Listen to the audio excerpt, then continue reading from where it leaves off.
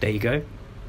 A little tweet of a bird, the sound of a motorbike, and just general bustle. Not really hustle and bustle, it's not a busy area. But let's jump into this particular episode and speak about accommodation in Chiang Mai. My reasons for my learnings and what I've kind of, information I've gathered over time of being in Chiang Mai, and a couple of visits to Chiang Mai, especially more recently in the last year and this year. Previous years I've been to Chiang Mai, but I'm more nomadic. How can I explain it? A bit like my company, really, Native Nomad. It's kind of I'm a filmmaker, and that comes into play in my company name, Native Nomad. But what I was going to say was I've learnt a bit, and especially on this particular trip, I secured a 2-month accommodation in the Santitam area of Chiang Mai, and that is coming to an end. And it's good in ways because I'm going to be going to Bangkok for a film festival. The air, as I speak right now, I can probably feel a bit in my throat. I'm not sure if I can too much. It could just be because I'm constantly speaking. I just recorded another episode. The other episode, incidentally, is a tiny update on the Lone Star Mini Mart independent company and Freebird drinking water. I did an episode about it. I've just learnt some more about its Korean connections, not just Thai. Anyway, back on topic. And I had this idea, right? My tenancy is coming to an end at the end of April. At the end of February. We are now a couple of days away from the end of February as I record this. And I could have nicely asked where I am if I could somehow extend for 2 days. The only reason I thought that might be possible is because when I started, when I got tenancy, it was just the end of just the end of December, around just before New Year, and it's kind of a pro rata thing. I said, right, can I move in? And they said, well, yeah, we can do it from the 1st to the end of the month, as is often the case in other countries as well. And then you pay, bear me a second, motorbikes and other traffic maybe. You just pay the pro rata of the day or two extra that you're going to move in, and that time. Anyway, the end of February is approaching, and I was thinking, right, to time this, actually I was going to leave Chiang Mai pretty much on the 29th. A random coincidence happened. I've got many Korean friends, many artist Korean friends, some who reside in the UK, some who reside in other countries, some who live all over the place. And I was at an art exhibition recently in Chiang Mai, and who would come up to me is one of these Korean artist friends of mine, and I only know her from London. And this is maybe the thing about Thailand, Bangkok, Chiang Mai. Probably does happen to a degree in Seoul, but obviously Bangkok is a hub for lots of things, people passing through. And we had a chat, and she mentioned she's got an exhibition on the 3rd of March, and I was like, well, I've got to leave because I've got to.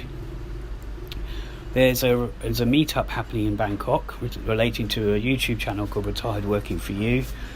I've got to be there for that. It's a members one, and I want to be there for that.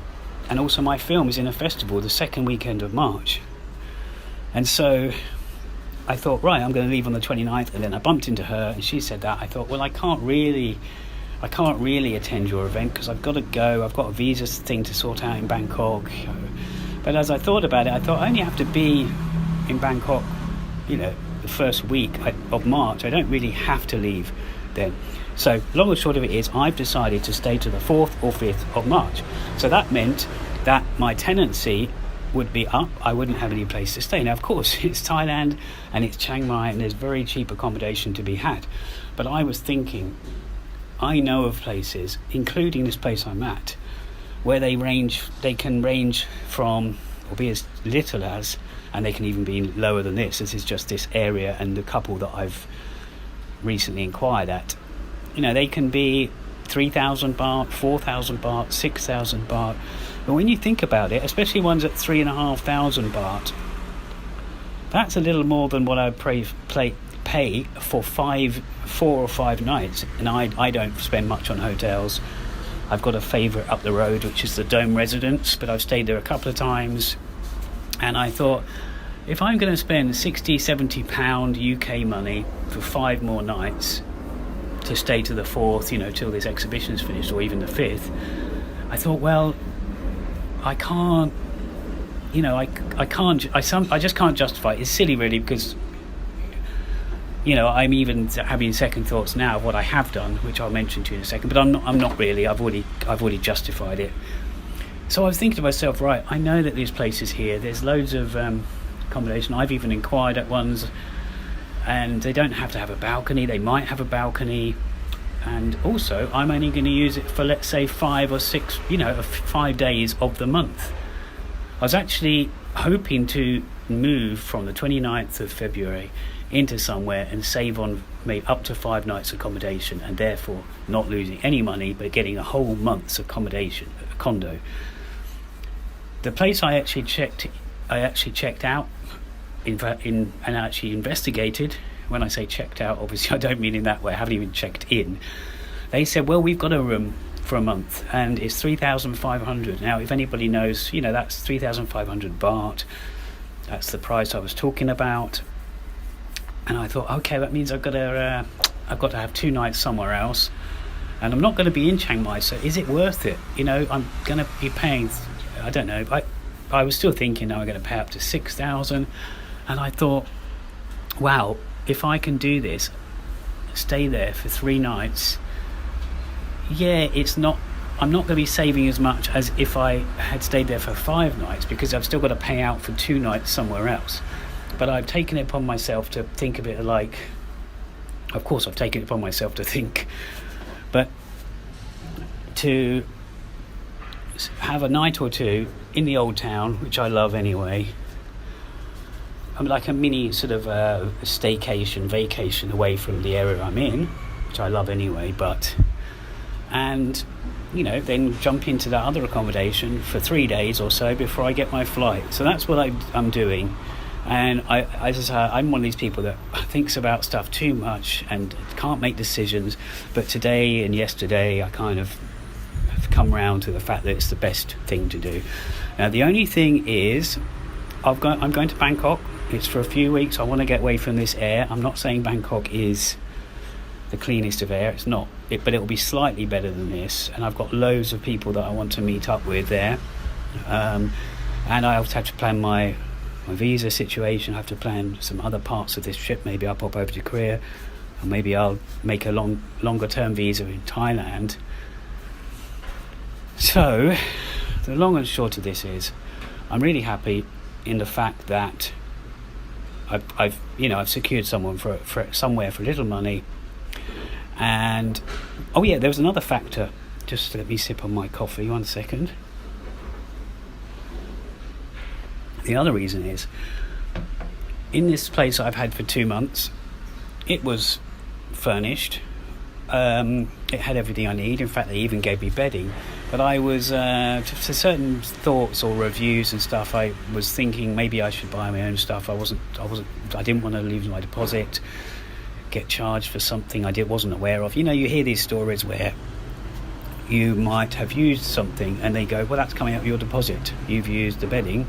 We said you could, but they don't. Maybe it's not clear that actually, they take 1,000 baht off you. But I'm just assuming. But I've read reviews. I've read certain things in this country. I don't. I'm not speaking negatively about this country. I love this country. I'm just saying, I wanted to have my own bedding, so that when I do move on, then, I haven't got to think about their stuff. Give it back to them. And I bought myself a kettle. Some crockery like a mug, some cups, and ant spray, because I had a little issue with ants, because some sugar or something. But I managed to stop that. A towel, all these things. And when you put this stuff together, this money you've spent, it's very, very reasonably priced here. You're not talking much at all. A kettle is probably £3. The amount one I got, you can probably get it for more. But when you add all these little things together, I'm thinking, actually, I spent 25, maybe 25, £30 on little things that it's a shame to get rid of. I was going to donate stuff to charity, but then I thought, but I'm probably coming back to Chiang Mai, So you either think to yourself, you spent £25, okay, let's just round up to 30. You spent £30, or 1,500 baht, let's say, 1,400 baht. You've spent 1,400 baht. Are you going to throw it away? Or, which it's great to pay back, it's great to pay it forward, it's great to give things to people. But what you've then got to think about is, if you come back to Chiang Mai, you've then got to spend out again, because you actually do want all those items.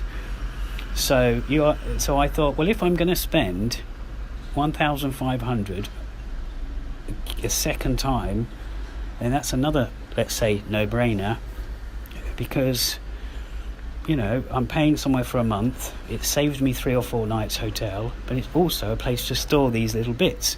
And if there's items that I don't want to get on, I can't pay extra to get on a plane to go to Bangkok, or I don't want to carry a duvet to Bangkok, that's for sure. I've got a yoga mat. I've got lots of little bits that I bought in the last couple of months. And the good thing is, this place I found, it's in Samtitan. It's next to a lovely cafe, a juice house I think it's called. It's that little neighbourhood, it's that area. It's maybe slightly noisier than where I am, because it goes straight onto the main Santitam kind of road, or whatever, Santitam road perhaps. I'm in an area now which doesn't. There's still a bit of traffic, as you can hear.